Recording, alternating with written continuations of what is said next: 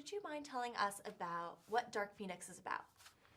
Well, it's about a lot of things, but it's primarily about one of the characters, Jean Grey, being inhabited by another energy that causes her to become very unstable, both emotionally, psychologically, in all ways. And the threat she then poses to herself and the people she loves, her family. Great.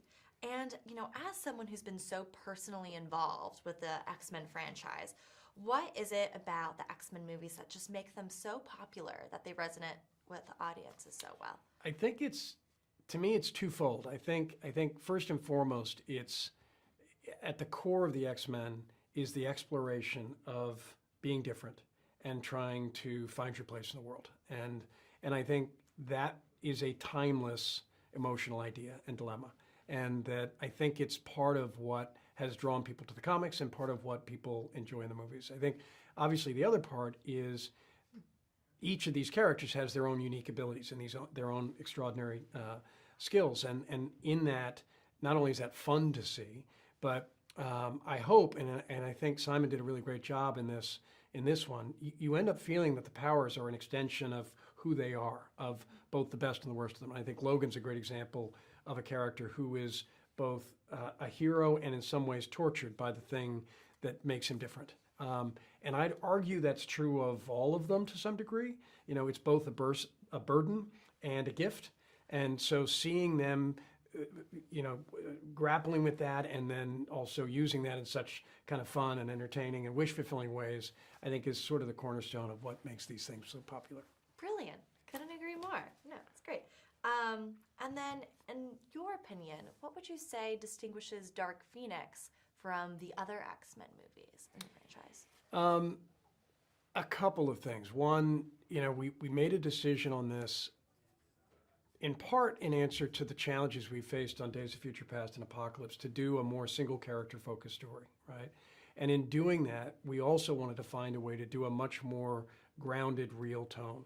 Because part of what I think the superpower of these movies are the characters. And so we wanted to get deeper into the characters that serve as the bedrock for the franchise. And this story with that tone allowed us to do that, to explore Charles's flaws, to explore, what it would be like to feel out of control. And Sophie, for example, did a lot of work studying mental illness and different very real manifestations of what Phoenix or what Jean Grey might be feeling as she's grappling with those powers. So it was an attempt to get closer to an emotional reality that we all could recognize. And I think that's a step away from what we've seen before in the X-Men films. No, that's a great point. And I saw several of the interviews where Sophie talks about the research that she did and the amount of work that she went into it. And so impressive. Yeah, it was really impressive. And it was something, she jumped in with both feet right out the gate. Mm-hmm. The first conversation, it was clear to Simon, she's all in and she never stopped. So it was extraordinary to watch and really gratifying because I felt like, she was a teenager practically when she first came to us. And, the idea watching her grow on Game of Thrones and then subsequently watching her grow through this film has really been exciting. Couldn't agree more. She's great. She's brilliant.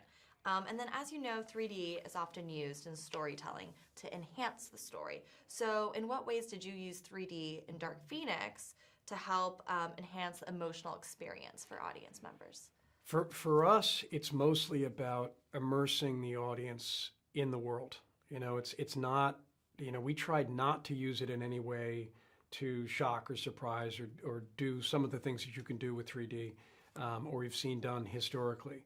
And, I think Cameron really set the bar for how to use 3D as a way to make it more immersive. And in this case, in our immersion is to get close to the characters, what they're feeling.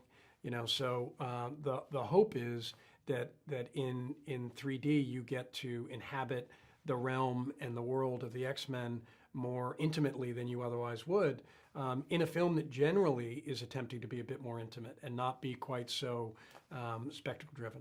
Right. I mean, you're in it. So why is Dark Phoenix then made to be seen in real 3D? Look, I think the people that love 3D love it because it's the ultimate cinematic experience. And so, the opportunity to see any of the characters you love or go to worlds or go to space, in 3D is hard to beat.